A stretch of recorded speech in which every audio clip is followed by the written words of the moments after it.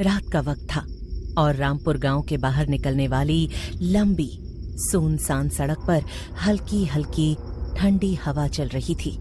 आसमान में बादल छाए हुए थे और चांद की रोशनी बार बार छुप रही थी। सड़क के दोनों तरफ घना जंगल था जहां से कभी कभी अजीब सी आवाजें सुनाई देती थीं। उस सड़क के बारे में गांव में एक बात मशहूर थी। जो भी इंसान रात के बाद उस रास्ते से अकेला गुजरता है उसे कोई ना कोई जरूर मिलता है, लेकिन वो इंसान होता है या नहीं ये कोई नहीं जानता। उसी रात विक्रम, अजय और सोनू गांव से शहर की तरफ जा रहे थे। तीनों हंसते बोलते चल रहे थे, लेकिन जैसे जैसे वो जंगल वाले हिस्से में पहुंचे माहौल बदलने लगा। यार अजय, ये सड़क दिन में तो ठीक लगती है, लेकिन रात में तो कुछ ज्यादा ही डरावनी हो जाती है। ऐसा लग रहा है जैसे कोई हमें देख रहा हो। तू भी ना विक्रम, हर जगह भूत ढूंढता रहता है। ये बस जंगल है, इसीलिए आवाजें आ रही हैं। कुछ भी मत सोच और आगे बढ़। अरे अगर सच में कोई भूत मिल गया ना तो मैं उससे पूछूंगा कि इतने सालों से यहाँ खड़ा क्या कर रहा है, थोड़ा काम धंधा करे। तीनों हंसते हैं, लेकिन तभी अचानक सामने सड़क के बीचों बीच एक औरत खड़ी नजर आती है। वो सफेद कपड़ों में थी, उसके बाल चेहरे पर गिरे हुए थे और वो बिल्कुल हिल नहीं रही थी। अरे ये कौन है इस वक्त यहाँ? शायद किसी को मदद चाहिए, चल पूछते हैं। तीनों धीरे धीरे उसके पास जाते हैं। सुनिए, आप ठीक हैं? आपको कहीं जाना है क्या?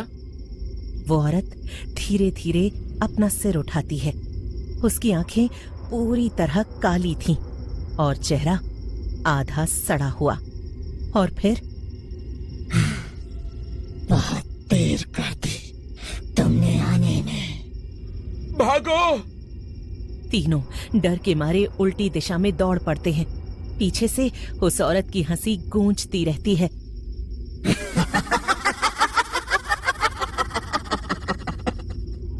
अगली सुबह तीनों चौपाल पर बैठे होते हैं। उनके चेहरों पर डर साफ नजर आ रहा था। मैंने आज तक ऐसा कुछ नहीं देखा। वो इंसान नहीं थी, उसकी आंखें, वो चेहरा आज भी दिमाग से नहीं निकल रहा। भाई, अब मैं रात को उस रास्ते से कभी नहीं जाऊंगा। उसी समय काव्या वहां आती है। वो सबकी बातें सुनती है, लेकिन कुछ बोलती नहीं, बस चुपचाप वहां से चली जाती है। उस रात अजय हिम्मत करता है। मैं आज फिर जाऊंगा, देखना है सच क्या है। वो अकेला उस सड़क पर जाता है। कुछ देर तक सब शांत रहता है। फिर अचानक उसके पीछे से आवाज आती है। फिर आ गया। अजय धीरे धीरे पीछे मुड़ता है। वो औरत उसके बिल्कुल पास खड़ी होती है। मुझे छोड़ दो, मैंने कुछ नहीं किया। तुम सब ने किया है। अचानक वो हंसती है और अजय बेहोश होकर गिर जाता है।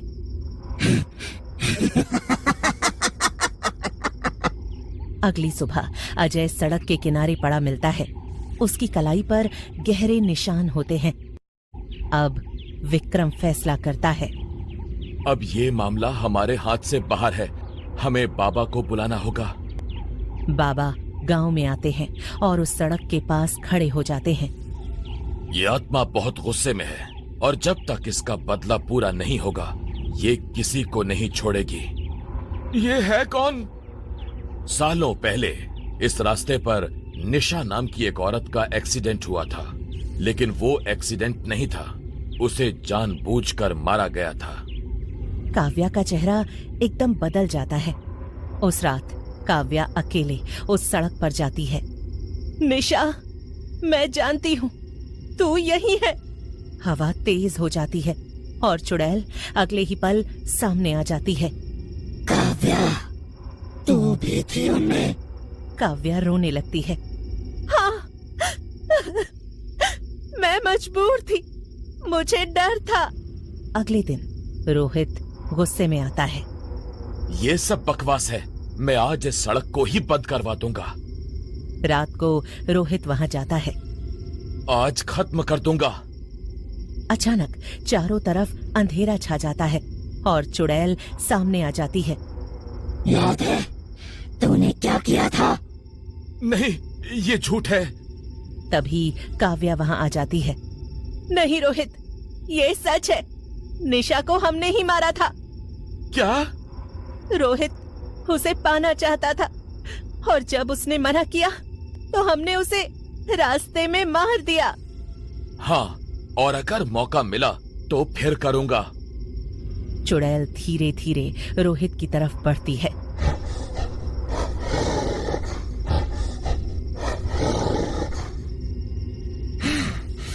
अब तेरा हिसाब पूरा करने का समय आ गया है। अचानक रोहित हवा में उठ जाता है और जोर जोर से चिल्लाने लगता है। बचाओ बचाओ बचाओ, कोई बचाओ हमें, कुछ ही पलों में उसकी लाश सड़क पर गिर जाती है। काव्या जमीन पर गिरकर रोने लगती है। निशा, मुझे माफ कर दे। तुझे सजा मिल चुकी है। अगली रात काव्या अपने घर में होती है। तभी बाहर सड़क से आवाज आती है।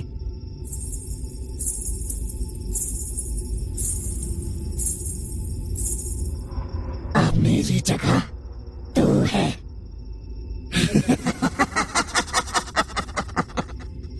काव्या खिड़की से बाहर देखती है और उसकी आंखें काली हो जाती हैं। कहते हैं रामपुर की वो सड़क आज भी सुनसान है।